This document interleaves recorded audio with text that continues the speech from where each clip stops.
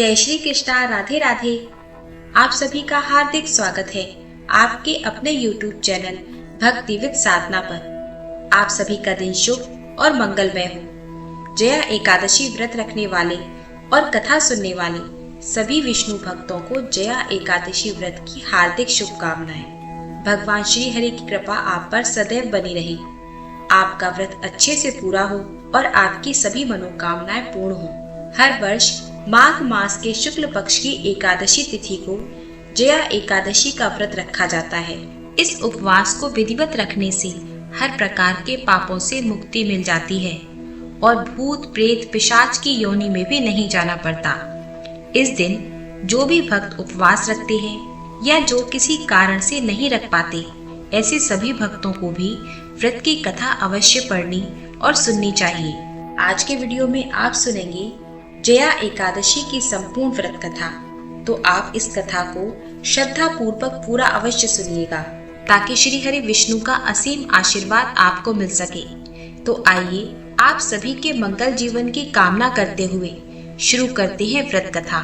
प्रेम से बोलिए विष्णु भगवान की जय, लक्ष्मी माता की जय। सभी एकादशी व्रतों के बारे में समय समय पर धर्मराज युधिष्ठिर भगवान श्री कृष्ण से पूछते रहते हैं। ऐसे ही एक बार माघ शुक्ल एकादशी आने पर धर्मराज युधिष्ठिर ने भगवान श्री कृष्ण से बड़े विनीत स्वर से पूछा, हे मधुसूदन, आप कृपा कर मुझे माघ मास के शुक्ल पक्ष की एकादशी के संबंध में भी विस्तार पूर्वक बताइए। शुक्ल पक्ष की एकादशी में किस देवता का पूजन करना चाहिए और इस एकादशी व्रत की कथा क्या है और इसके करने से किस फल की प्राप्ति होती है।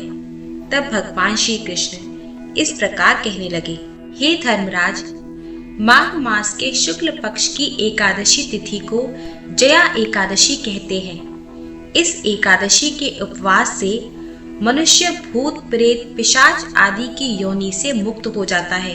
अतः इस एकादशी के उपवास को विधि अनुसार करना चाहिए। अब मैं तुमसे जया एकादशी के व्रत की कथा कहता हूँ, ध्यान पूर्वक श्रवण करो।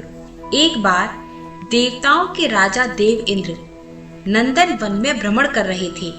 चारों तरफ किसी उत्सव का सा माहौल था। गंधर्व गीत गा रहे थे और गंधर्व कन्याएं नृत्य कर रही थी। वहीं पुष्पावती नामक गंधर्व कन्या ने माल्यवान नामक गंधर्व को देखा और उस पर आसक्त होकर अपने हाव भाव से उसे रिझाने का प्रयास करने लगी। माल्यवान भी उस गंधर्व कन्या पर आसक्त होकर अपने गायन का सुरताल भूल गया, जिससे संगीत की लय टूट गई और संगीत का सारा आनंद बिगड़ गया। सभा में उपस्थित सभी देवगणों को यह बहुत बुरा लगा। यह देखकर देवराज इंद्र भी रुष्ट हो गए। संगीत एक पवित्र साधना है और इस साधना को भ्रष्ट करना बड़ा भारी पाप है।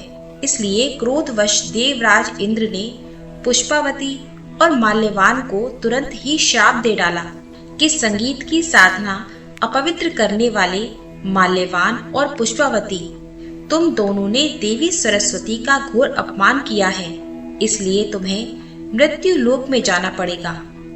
गुरुजनों की सभा में असंयम और लज्जाजनक प्रदर्शन करके तुमने गुरुजनों का भी अपमान किया है, इसलिए इंद्रलोक में अब तुम्हारा रहना वर्जित है।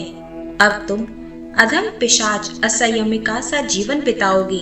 देव इंद्र का श्राप सुनकर दोनों अत्यंत दुखी हुए और हिमालय पर्वत पर पिशाच योनि में दुख पूर्वक जीवन यापन करने लगे। उन्हें गंध रस स्पर्श आदि का बिल्कुल भी बोध नहीं होता था। वहीं उन्हें असहनीय दुख भी सहने पड़ रहे थे। दिन रात उन्हें किसी भी क्षण नींद नहीं आती थी। उस स्थान का वातावरण अत्यंत शीतल था, जिसके कारण उनके रोए खड़े हो जाते थे, हाथ पैर सुन्न पड़ जाते थे और दांत किटकिटाने लगते थे। एक दिन उस पिशाच ने अपनी पत्नी से कहा, ना मालूम अपने पिछले जन्म में हमने कौन से पाप किए हैं जिसके कारण हमें इतनी दुखदाई पिशाच योनि प्राप्त हुई है। पिशाच योनि से तो नरक के दुख सहना कहीं ज्यादा उत्तम होता होगा। इस प्रकार के अनेक विचारों को कहते हुए वे दोनों अपने दिन बिताने लगे। भगवान की कृपा से एक बार माघ मास के शुक्ल पक्ष की जया एकादशी के दिन इन दोनों ने कुछ भी भोजन नहीं किया और ना ही कोई पाप कर्म किया। उस दिन इन दोनों ने मात्र फल फूल खाकर अपना दिन बिताया और महान दुख के साथ पीपल के वृक्ष के नीचे विश्राम करने लगे। उस दिन सूर्य भगवान अस्ताचल को जा रहे थे, अर्थात अस्त हो रहे थे। वह रात इन दोनों ने एक दूसरे से सटकर बड़ी कठिनता से काटी। दूसरे दिन प्रातःकाल होते ही प्रभु की कृपा से इन दोनों की पिशाच योनि से मुक्ति हो गई और पुनः अपनी अत्यंत सुंदर अप्सरा और गंधर्व की देह धारण करके तथा सुंदर वस्त्रों और आभूषणों से अलंकृत होकर वे दोनों स्वर्गलोक को चले गए। उस समय आकाश में देवगण तथा गंधर्व इनकी स्तुति करने लगे। फिर नागलोक में जाकर इन दोनों ने देव इंद्र को दंडवत प्रणाम किया।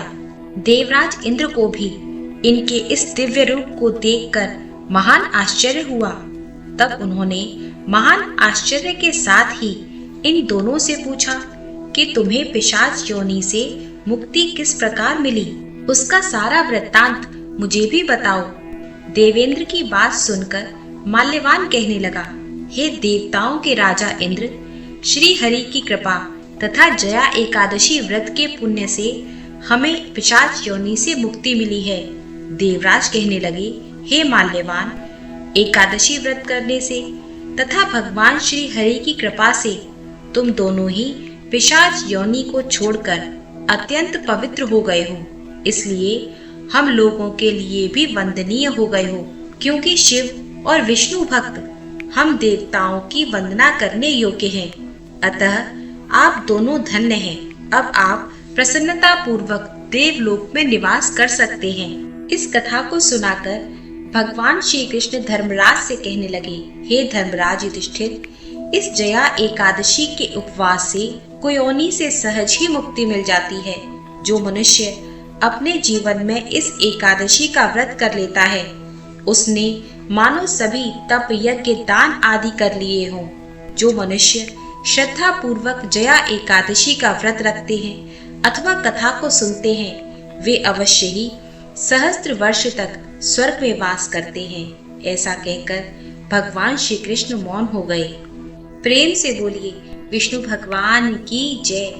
उम्मीद करती हूँ आज का वीडियो आपको पसंद आया होगा, तो प्लीज वीडियो को लाइक कर दीजिए और हमारे चैनल को सब्सक्राइब कर लीजिए।